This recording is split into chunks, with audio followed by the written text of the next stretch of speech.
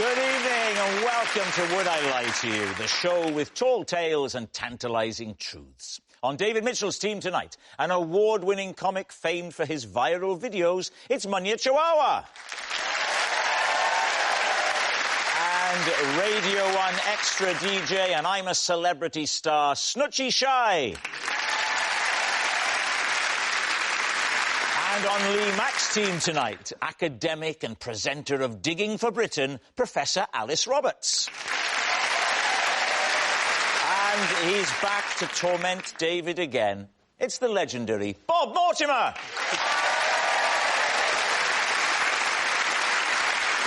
We begin with round one, home truths, where our panellists read out a statement from the card in front of them. To make things harder, they've never seen the card before. They have no idea what they'll be faced with. It's up to the opposing team to sort the fact from the fiction. And Snoochie, you're up first. Okay, cool. Because I assumed it was my mate making a prank call, I put the phone down twice on Stevie Wonder. Oh, pleased.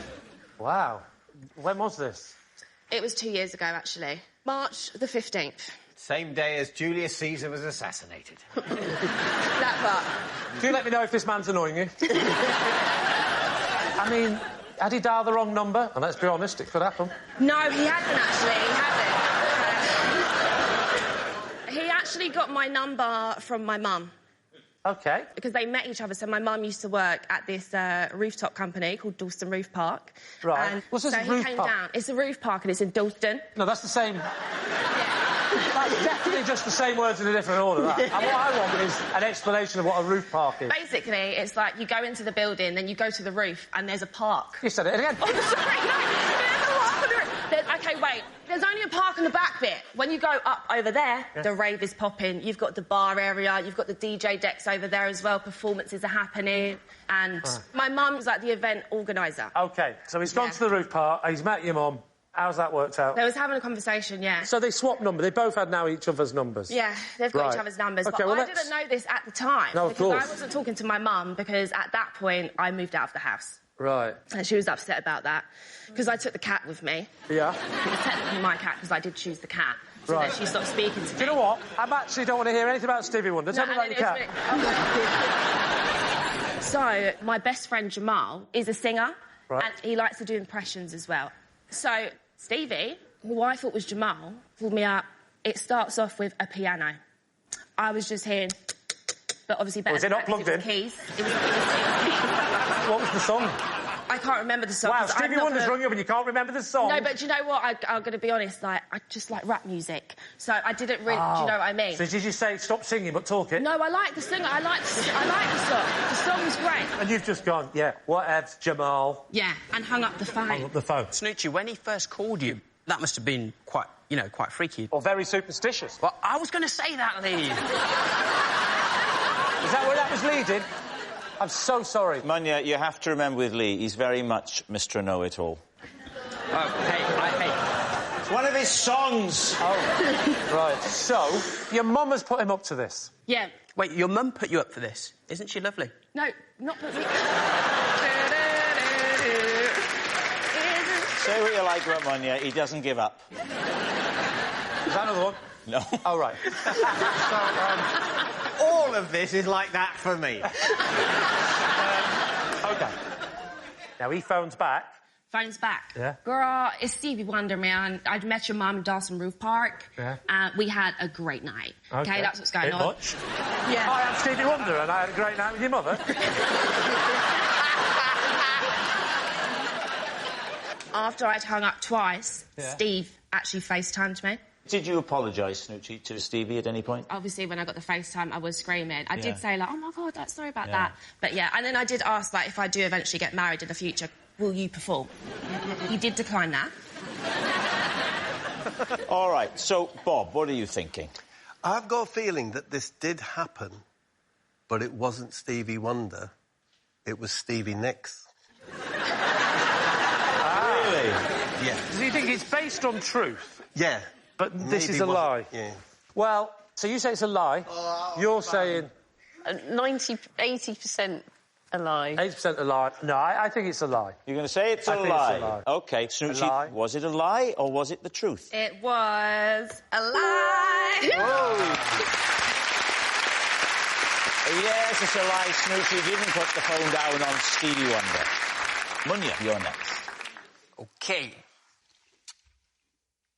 As a child, I struck up a friendship with the 9 men who lived in my garden. Please, Tim. Who were the 9 men that lived in your garden? So they were gardeners.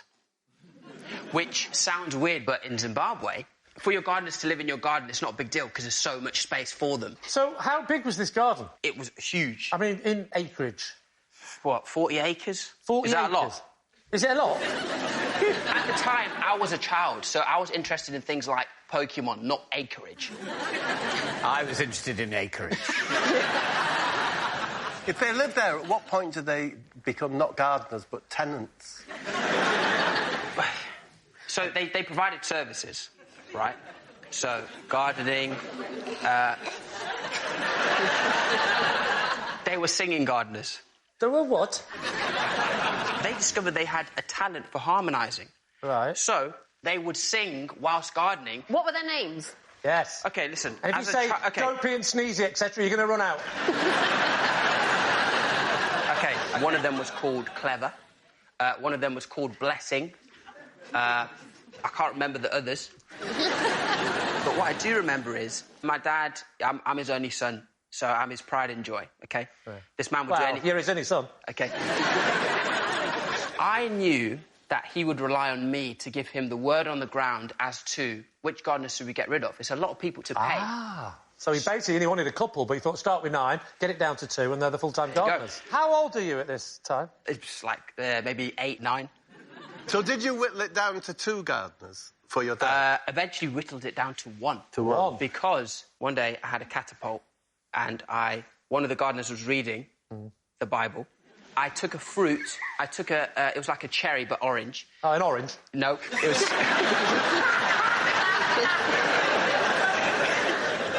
It was as small as a cherry. Oh, so right. I take this Tangerine. Cherry. Let me land. A kumquat. A kumquat. So, shot the kumquat and it hit him at the back of the head. And he then went to my dad and said, look, this is what your son has done to me. So eventually we ended up with 1, and his name was Blessing. So it turns out to be the complete right name. Do anything to him, hit him with a rounder's bat, didn't mind. Yeah. And you said they sung, they could harmonise. Until 8 of them got fired, and then it was Blessing singing on his own. Covered in bruises. What are you thinking, Alice? I don't believe it. That seemed like a very, very ornate tissue of lies to me. What about you, Bob? You wielded a lot of power as an 8-year-old. He did, didn't he? Weapons testing on your staff and... I mean, he doesn't come out of it well, does he? But I changed. I'm a changed man. Right, what's it going to be? I say true. We'll say it's true. You're going to say that it's true. OK, Munya, was it true or was it a lie? Well, it was indeed true. Yes, it's true. Our next round is called This Is My, where we bring on a mystery guest who has a close connection to one of our panellists. This week, each of Lee's team will claim it's them that has the genuine connection to the guest. It's up to David's team to spot who's telling the truth. So please welcome this week's special guest, Steve.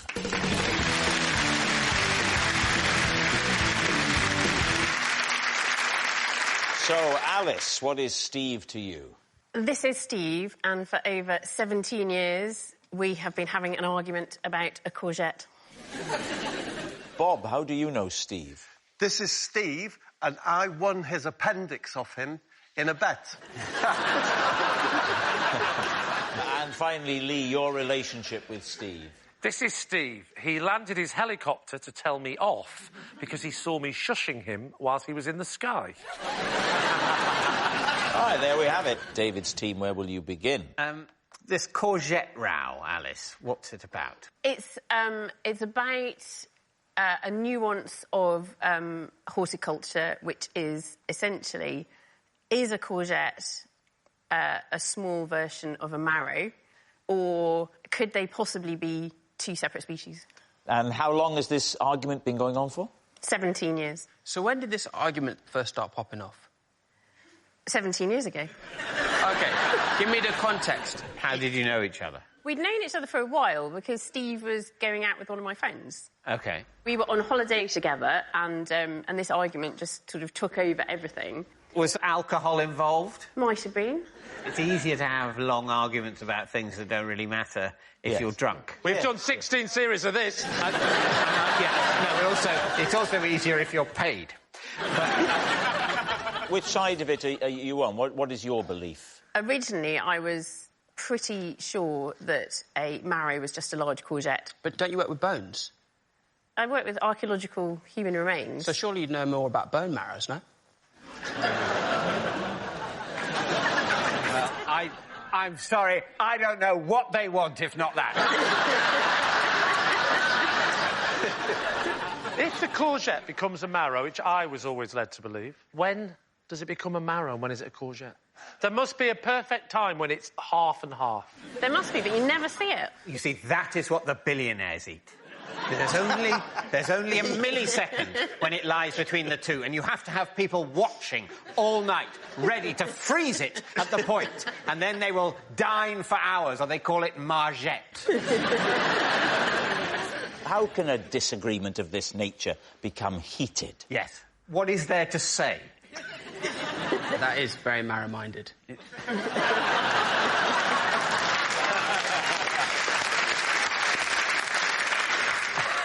You keep on arguing about the colour, the morphology, the shape of the fruit. Maybe I'm missing the point here. Can you not just look it up in a book? It's a very fair question. Google. I didn't have a smartphone in 2005. But since then, you've probably purchased one at some point. Why didn't you look it up? Because it doesn't seem like the sort of thing which is important. Who would you like to quiz next? Bob. Bob, just remind us of your statement. This is Steve, who I won his appendix from him in a bet. Right. So, go on, do it to me.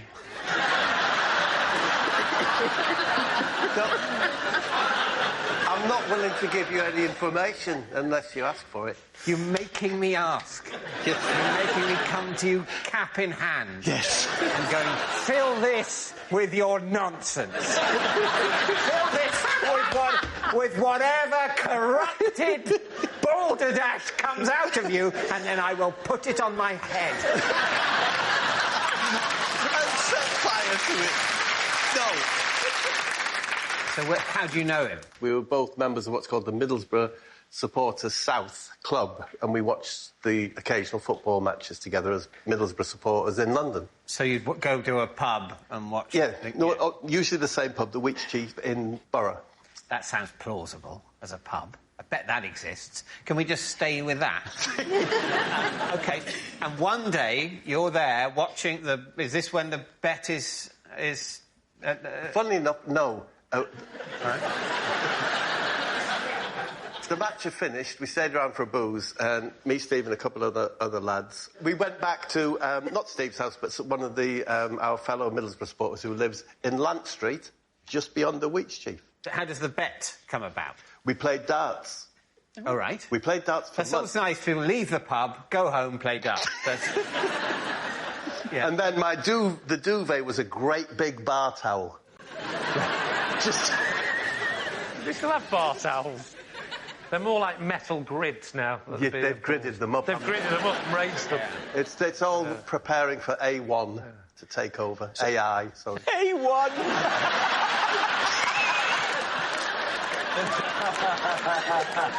Did you think that film with Will Smith was called A1? So, Bob, I have had my appendix removed. Me too. And the only reason I knew I needed it removed is because suddenly, in a fit of pain, it started to proper bubble up. So how can Steve now bet his appendix unless it's the day that it starts throbbing? He had it out as a child, and it was in a jar with a little red top. And they come out red, but over the years it had turned yellow. And I thought that was a very nice transition, colour-wise. Red to yellow. And when it finally goes green, you're allowed to go, aren't you? how does the bet come about? The bet comes about because I won, and I think it was quite a lot of money, 50 quid or whatever. Steve wanted a final game. Yeah. I didn't want a game, so I demanded if I win, I take your appendix. Right. It's on the shelf with some wisdom teeth. But why is his appendix there? Ask Steve. As you well know, I'm not allowed to ask Steve. No, but you're not in Steve's flat, are you? No. You've come to this flat straight from the pub. Yes.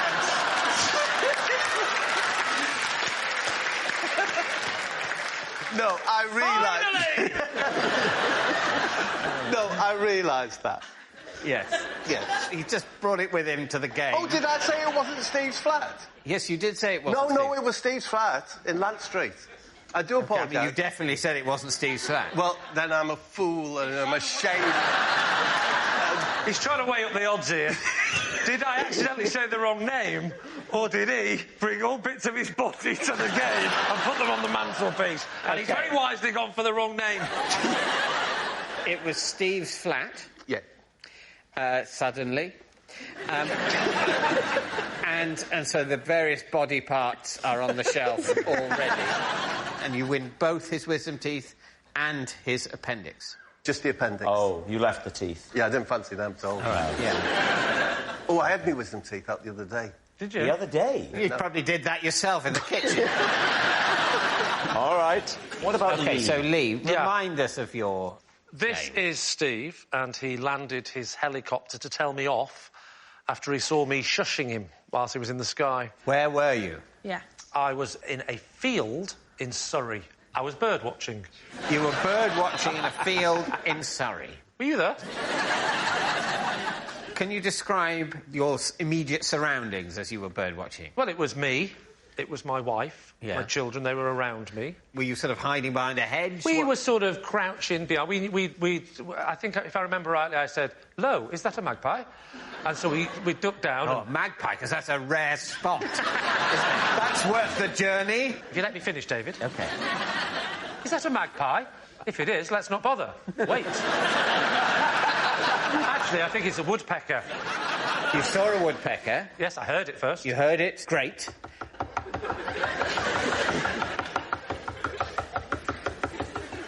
Can someone answer the door? I'm looking at the corner sin.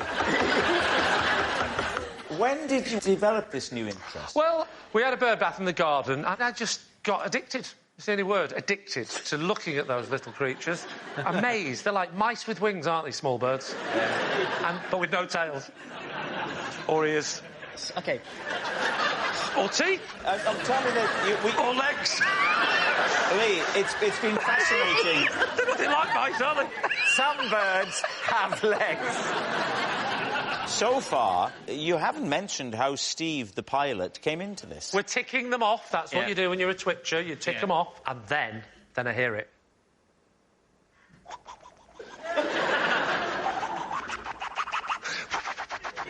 Him in his helicopter, innit? Oh.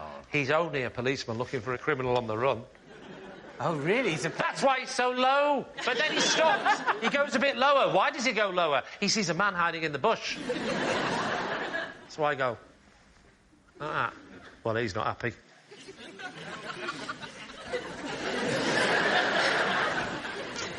Goes straight down like that and he lands. OK. What's in the field that he's A helicopter now. No, but what was there before? No helicopter, just grass. So how did he see you in a bush?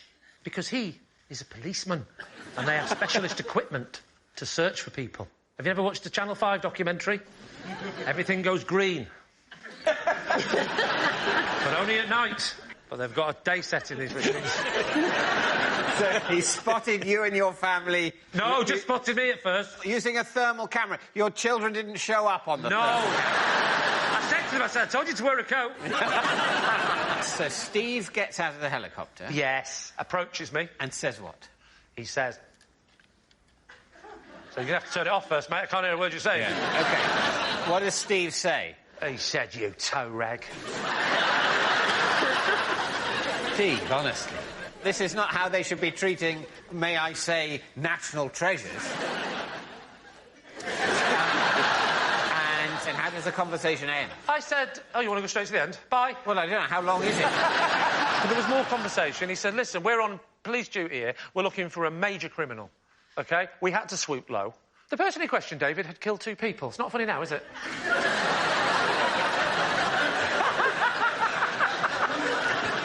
All right, we need an answer. So, is Steve Alice's bickering buddy, Bob's luckless loser, or Lee's furious flyer? I don't think that helicopter pilots notice people shushing them. No. Yeah, also Lee wouldn't go birdwatching as well. So But what about Bob? Bob, he tripped over his own details. If you're basing your decision on my mistake over the flat, I advise you strongly against that. You can see what he's doing, can't you? Even though, apparently, we've totally caught him out. We've totally caught him out. And he said it was someone else's flat and the appendix was there. Should be it. Game, set and match. But, oh, no. What if he did that deliberately? What if, oh, my mistake. Yes, of course it was Steve's flat. Oh, dear me. Head in hands. And that's just luring me in. Isn't it? Like when the Norman soldiers pretended to run away and the Saxons came off the hill and then they turned and they cut them down. I think, David, you should actually sit this one out because you're traumatised. Thank you. I will take a bit of a sabbatical. Yeah. We've ruled out Lee. Now you two decide between the other 2. I like the way you did that. It's completely up to you 2, but not Lee. It's not Lee. Yeah. If you're on holiday, are you going to be having an argument for 2 hours over a courgette? Academics, that's the kind of thing they argue about, you know? That's true. That is like proper full-on banter to them. Yeah, that is true. So, David, I can rest assured it is Alice. I think it's the courgette. I can rest assured. Yeah? Yeah. David? He's worrying me again. Listen, I don't know. I think I don't know, actually. I think it's Bob. He's affecting her now. It's actually Bob. It's you, Bob. It's Bob. OK, it's time to decide. Well, I mean... OK. I think this could break him. I do think Steve looks like someone who could have a 17-year row about the genetic makeup of a vegetable. So you're going to say it's Alice, That's then, what yes? I'm going to say. Yeah, we're going with that. Ooh. That's what we're going with. Steve, would you please reveal your true identity? I'm Steve, and Alice and I have been arguing about courgettes for 17 years. Yes, Steve is Alice's bickering buddy. Thank you very much, Steve.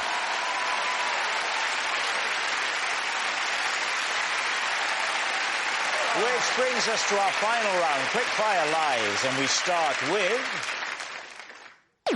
It's Bob. Oh, mother of God, no. I recently had to pull out of a TV show because my teeth fell out. David's team. What was the TV show?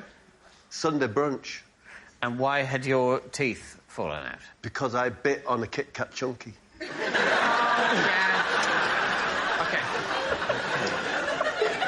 I may need you to take... I'll take the reins. Lead counsel on this.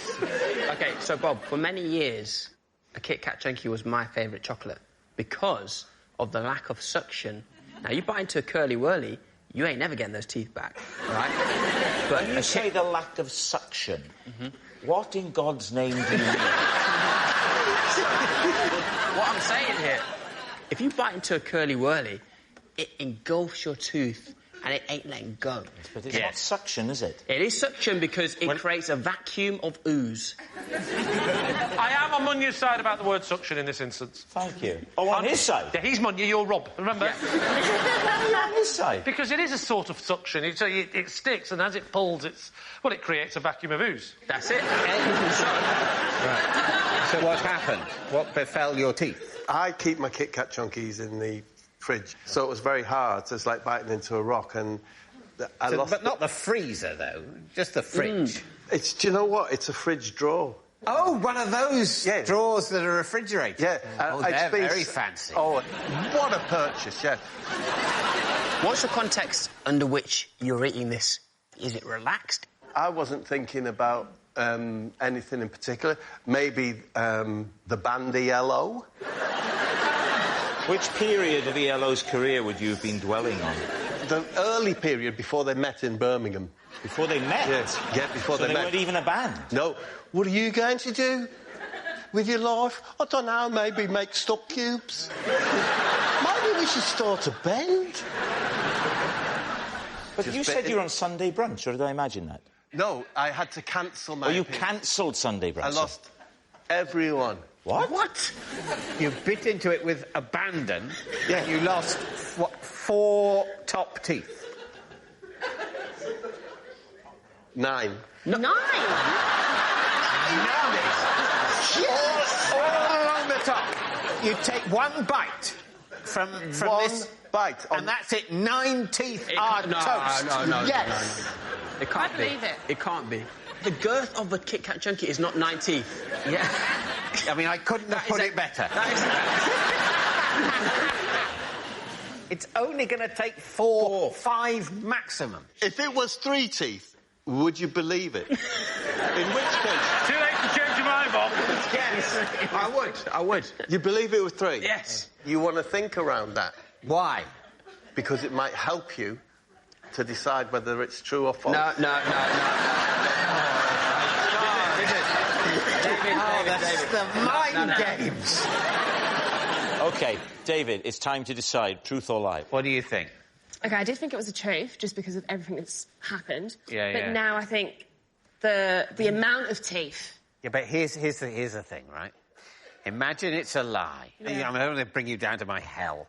But why would he go for 9?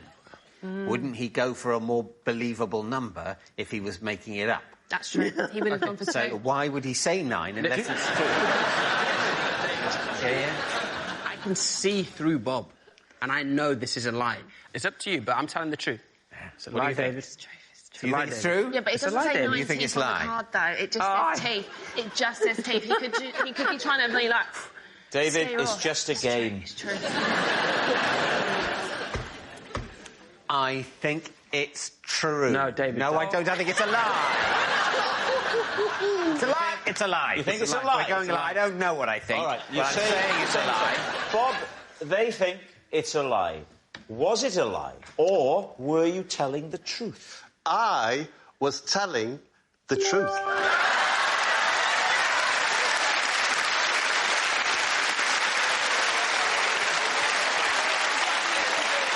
Yes, it's true. Now, Bob did have to pull out a Sunday brunch when his teeth fell out, and we've got a picture. Take a look at this.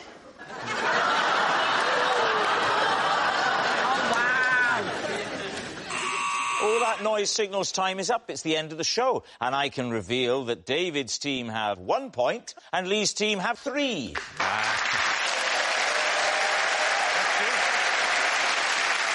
Thanks for watching. We'll see you next time. Good night.